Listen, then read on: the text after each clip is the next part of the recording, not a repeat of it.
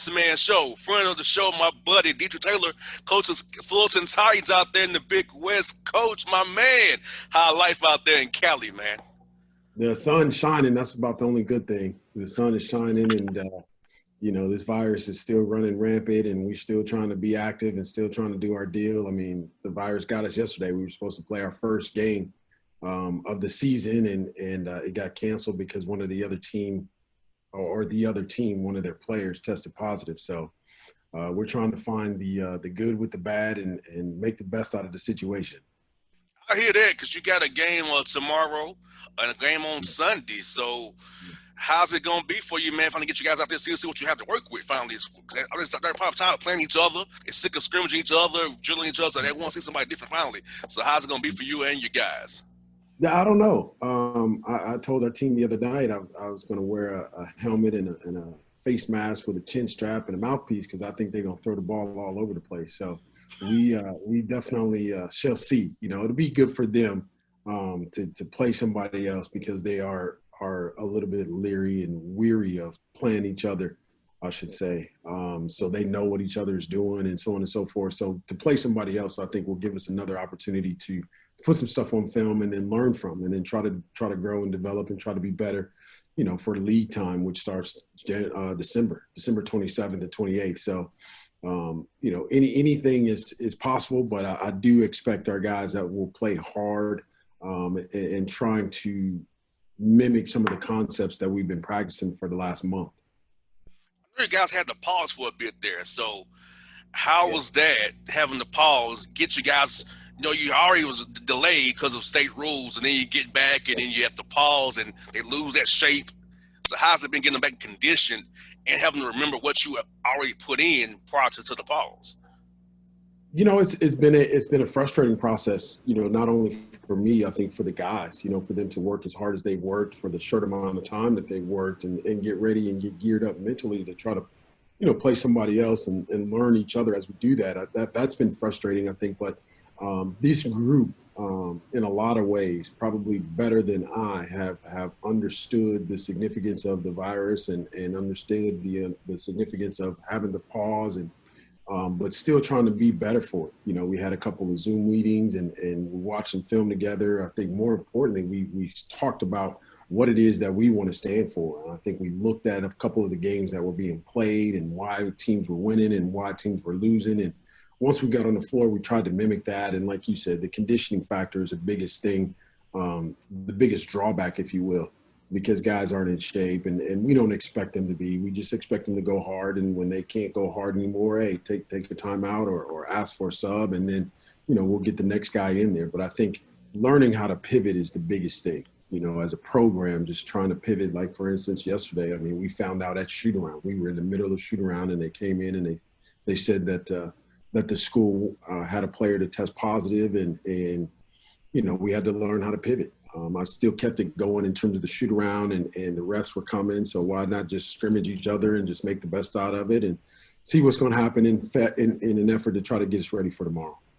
Most definitely. And also, trying to put in your offense and defensive concepts. I know how has that been? I know, you can't put in everything you want to because practice has been limited, right? So trying to play more basic, more simple, kind of play fast, but not too complex. How has that been trying to get you guys to get in that mindset, knowing that everything is not in that you want to have in right now?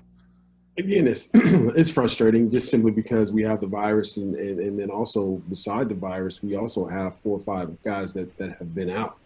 And so slowly trying to integrate them back into some semblance of shape, but then also trying to get to learn each other. And so it's been crazy, man, to say the least. I think we've dumbed down what we're doing offensively and defensively as a staff. And then, I find ourselves getting mad at certain things and realizing and recognizing, hey, man, you didn't spend any time teaching that. So these guys don't know. So what we're trying to do is just really focus on what we've taught them, really, really simplify that, and then hold them accountable to those things. And then whatever happens, it happens. For instance, getting through a certain type of screen, hey, that's going to happen. You're just going to have to navigate it and see what you can do best. Now we will talk about that. There's a way to do it as it happens, but there's a lot of things that are going to happen throughout the course of the game that you're probably not prepared for because of the lack of time for preparation. But one thing I heard Scott Brooks say a long time ago, and I think it is true today, that it's easy, it's hard. It's hard to play well. It's really, really hard to play well, but it's easy to play hard. It is very easy to play hard. And so we're trying to focus our group on those things and those concepts that we have put into effect, and just really just go out there and play. I told our team yesterday, I said, hey, man, like, we've been teaching you guys and showing you guys things, so why don't you show us something, like what you're good at, what it is that you do. And so I don't know if that's the right thing to say, but it got our guys to play hard, and I thought we got a pretty good workout in last night. Oh yeah, maximizing their strengths and not focusing on weaknesses is a good thing to do. That's how my dad was as a coach. He always tried to find out what guys was good at and try to put them in positions to be good. Kind of like what D'Antoni does with his Rockets and the Phoenix and wherever. He always try to play the guy's strengths. So I think that's a great idea for the young men and keep them happy, so that something positive happening. So I feel like it's a great approach if you ask me. Yeah, we're trying. We're trying, and it's almost like throwing darts in the dark. You know, we don't know what's going to work, what's not going to work, but I do think, you know, like you said, trying to simplify things and try to get them to play their strengths and stay away from or avoid their weaknesses, and just try to play hard. Most definitely, because you're out there playing basketball, man. Them young men loving that, man, because, you know, this has been a trying year for all of us, right? And just be out there to be able to play basketballs and make those young men excited. So I feel like those young men should be hyped, know that Friday night, all things willing, they'll be out there putting their floating jerseys for the first time this year and getting it in. Yeah, no, I mean, it's you know, one of the things that we discovered throughout the course of the quarantine, the last one we had to take, was just that, you know, this opportunity can be taken from us at a moment's notice, and things could change. And you fast forward to us shooting around in preparation for a Wednesday game. I had just discovered like 7 or 8, I think it's 7 guys.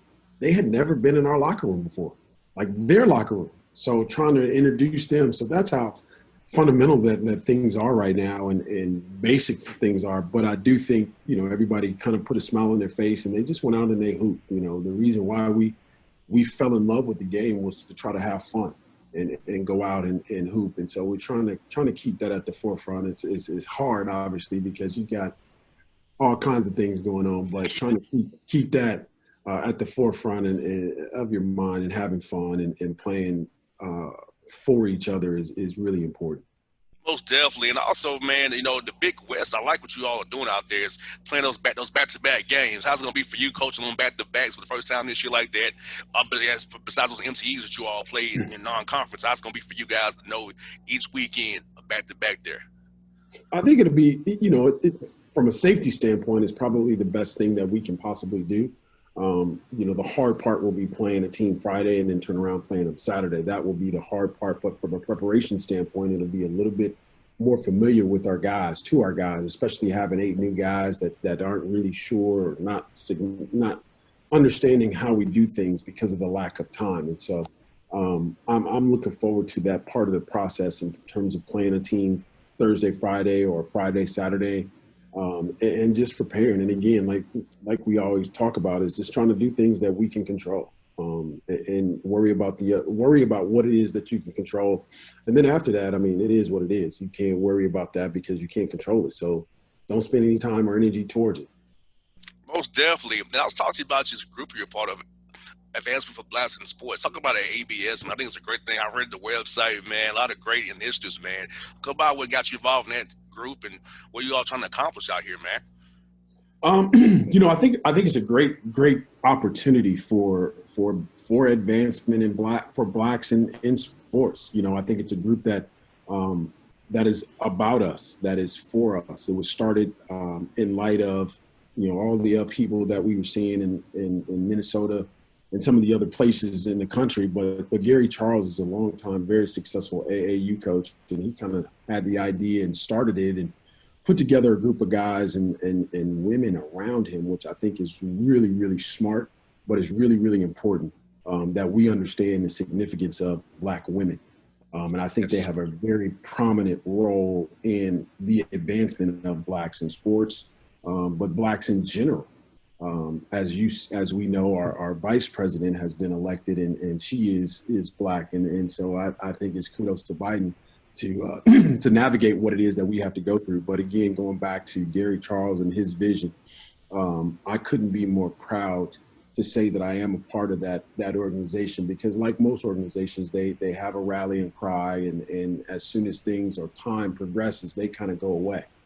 This group is not going away. They're picking up steam, and they're really focused on, initially they were focused on just basketball, but now they're focused on all of the Olympic sports, gymnastics. They're focused on all of the sports to give us an opportunity to, number one, have a say in what happens, but then also be an active participant from our perspective, because we know we do everything and we do it really, really well. And so for us now to approach things the way that ABIS is approaching those things, I think is really, really important. And it's a great opportunity because you'll see, I mean, football guys, you'll see basketball head coaches, you'll see volleyball head coaches, you'll see a little bit of everything involved for one common goal and one common thought, and that is the advancement of Blacks in sports. There's nothing else going on other than the advancement of us. And the thing I like about the group the most is that they, like I said, they're active. We have subcommittees that are active participant on issues, and not a bunch of different issues. There's 5 issues that we are really, really trying to push forward for us and about us. And we're focused on getting those things done. And like any other group, we run up against some potholes and some things that we didn't anticipate and we didn't expect. But as you know, I'm all about the struggle. It's a part of the process. You know, I think we'll be able to look back after we accomplish what it is that we want. We'll be able to look back and say, dang, we overcame that. We encountered this and we overcame that. And that is a true definition of what we're all about. I love the eyes. All those eyes. You go to weareabs.org. You see all those eyes. Those eyes to me say everything right there, because those who deny those eyes were never on our side to begin with. You know, that's how I see it. You know, now I'm gonna be honest with you, Coach, and you know, me and you are close and we're tight. I'll be real with you. Since this has gone down, my level of tolerance for those who want to push other narratives has ceased. There's no more tolerance for me to even give you opportunity to even spew your narrative to me anymore, because I can't do it, because it's too crucial now. Now you can't. Now it's no more being naive. Yeah. There's no more excuses. Yeah. No. You saw George Floyd, Brown Taylor, and Ahmaud Arbery, Rayshard Brooks here in Atlanta, and if you still telling me about both sides or the thoughts and prayers, or politics is not the end all be all, that screams to me, Coach, privilege. Yeah, without question. Without question. I mean, you can mention those names that you mentioned, but I think as of recent as this weekend, there was a young man that was killed. That's an African American guy, and all he had was a Subway sandwich. Mm-hmm. You know, it baffles me that we are so quick, and I shouldn't say they are so quick to shoot and ask questions later. They're so quick to do away with us and ask questions later. And, you know, for instance, last night I was watching TV late, the news, and out here in California, for some reason, they always have these chases, these high speed chases. So a guy will steal a car, or a young lady will steal a motorhome, whatever the case may be. And they go out through the city and they're driving crazy and putting all kinds of lives at risk and these things, and they chase them. My point is, why not pull up next to them and just shoot them? That's what they do to us. That literally is what they do to us. And notice one thing that I did not say was that the person that's driving or leading the high speed chase, it's never us. Mm-hmm. It's never us. So they never shoot. But I guarantee you, guy getting a Subway sandwich, going on about his business, going home or thinking he's going home, now he's lost his life and all he did was get a Subway sandwich. And to me, it's just, it never goes away, number one. There are things that we're trying to do, and I love this time. It's unfortunate, but the time is really, really good for us to speak and understand this. There's always two perspectives. There's your and I perspective, and then there is always the other side. And they believe just like you and I believe. They believe and support their initiative, whatever it is. But in the same token, I think there are people that are like us, that think like us, that it's important that we recognize each other, but we band together to try to deal with what it is that we want accomplished and move on. Understanding that the other side is out there, understand that they believe the exact opposite, but those are the situations that we're fighting against. And I think it's imperative. And one of the initiatives that the advancement in blacks in sports has really, really fought for is just us banding together. Yes. Us coming together and having one voice and creating one common denominator and one goal that we're trying to get accomplished. And again, I think this is the right time to do those things. This is the right time to not have a tolerance for BS. This is the right time to have the tolerance and use your voice to speak out and say, no, I don't believe that. In fact, I think that's wrong. I think you should not do that. You should do this. And this is what we're promoting. And that is what I'm most excited about with that group in particular. But us, Black people in general, there has to be some type of goal that we're after and achieve that. And ABIS, I love what you guys have with the grassroots, because that's what I'm doing right here in Georgia with the elections here in Georgia. The grassroots, because I'm going Black Voters Matter, New Georgia Project, Fair Fight. We're on the ground here if you register to vote. And we're not chasing those Reagan Democrats or those Rust Belt. We're chasing people like us who see it our way, because I don't have time to chase people on the vote. My folks can vote for me anyway, right? So we're trying to get people registered to vote who are see it our way, know the issues, and turn out. And here in Georgia, 1 million people already requested an absentee ballot for this election on January the 5th.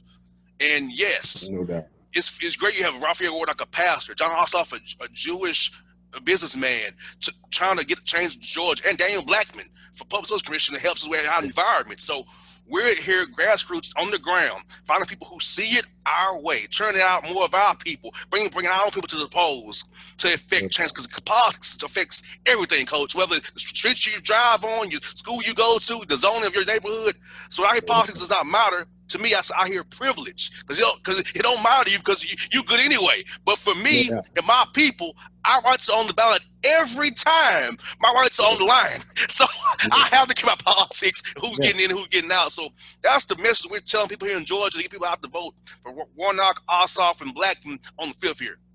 Yeah, no, and I think it's really important. And one of the initiatives that the ABIS talked about last week was supporting Georgia, and just getting the information out there and creating a level of awareness for people to know. And one of the things that we talked about in our meeting last week was trying to do just that, creating a level of awareness so that all eyes are on the state of Georgia, and we can be active participants from your level, not from the top looking down, but from the bottom, the grassroots, getting the information out there. And then not only getting the information out there, but what does that truly mean? What's the difference between Reverend Warnock and the other people on the ballot? Like, what is the difference? I was listening to them on Sunday speak a little bit. I think they had a debate. I think it was Reverend Warnock and the other candidate. And like you, I'm like listening to this, and all I could hear from the other candidate was a sense of privilege. Like, that's all I could hear, but from Reverend Warnock, I could hear the struggle. I could hear his pain. And his pain is not just indicative of him. It's more about us. It's more about what we come from. And no disrespect to the other side, but I can't relate to that because I don't come from that. I come from this perspective and this side of the fence. And this is how I was raised. And that's, I think, to your point, that's what we're trying to put out, that every time there is an opportunity to vote, for every time there's an opportunity to have a voice, we need to take advantage of that. And I don't know that we have been as successful as we are now.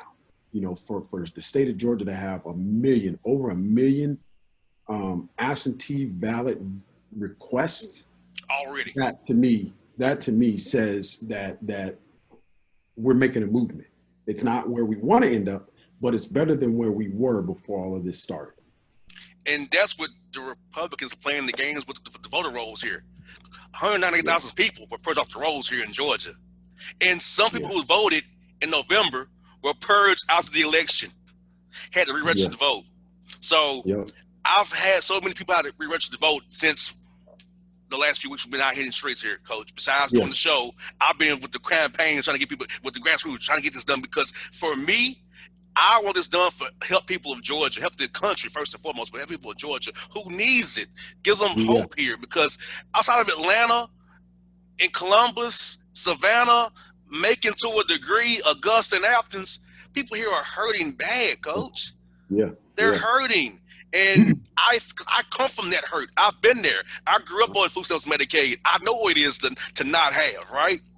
So No I doubt. can't deal with people being hurt and being hungry and having asked me for money because, I'm a good guy. I'm going to give you what you need because if I don't give it to you, rob somebody else, you can get it from them and rob them. So I already give it to you. My success, keep you getting a charge. You can get you a job down the road. So for me, Coach, it's so layered to why this is so important for us on so many levels.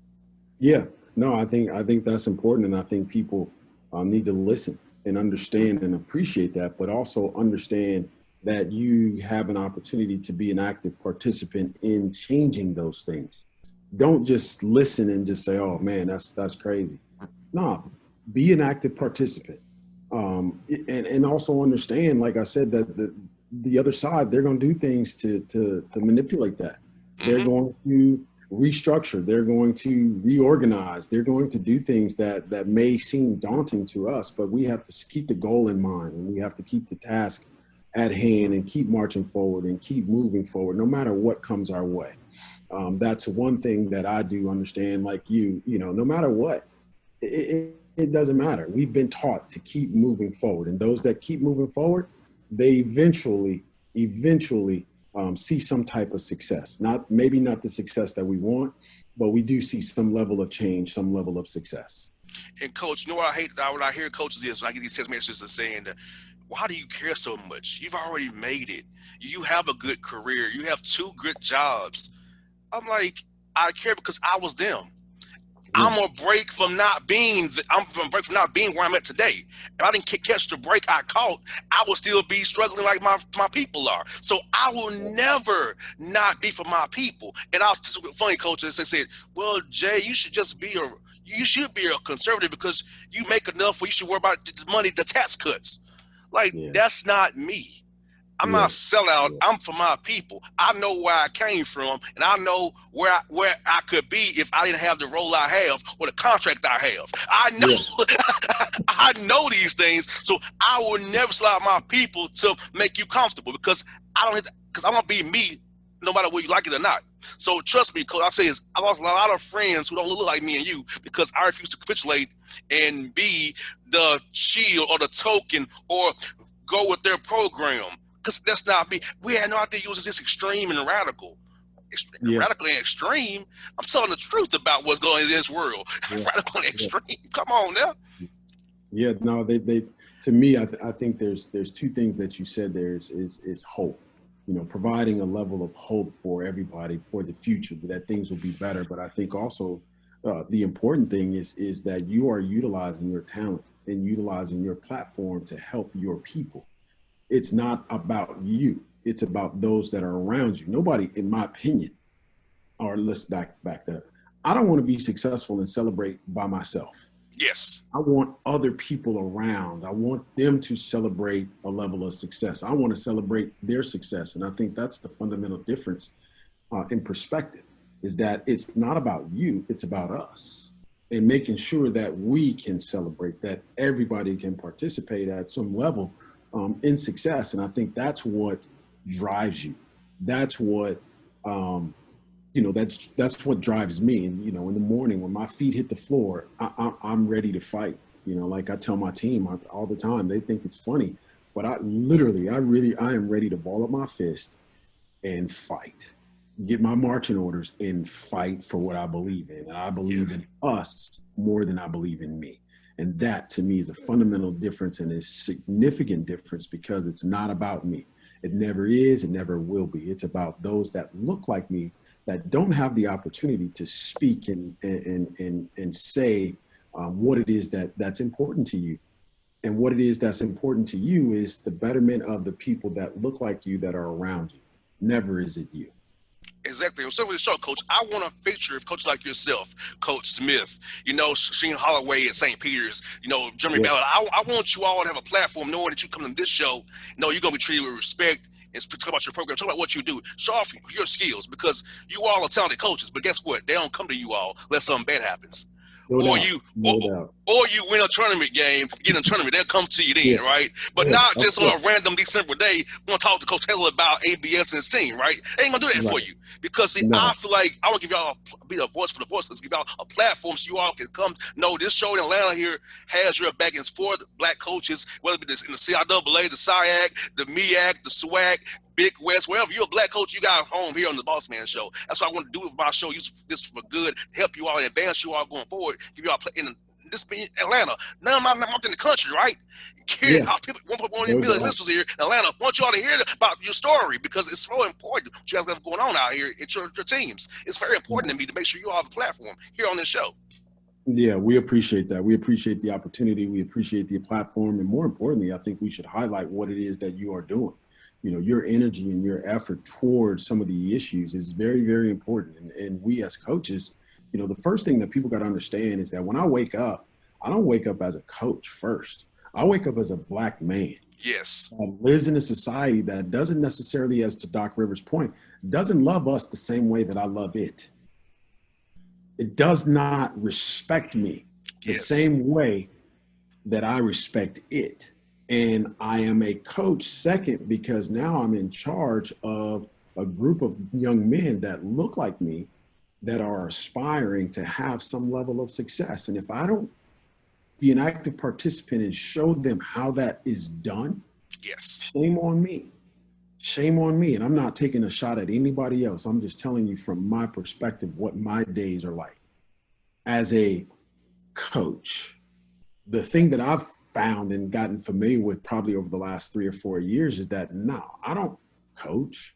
I'm everything but a coach. I'm a psychologist in some way. I'm a father figure in some way. I'm a mentor. I'm a friend.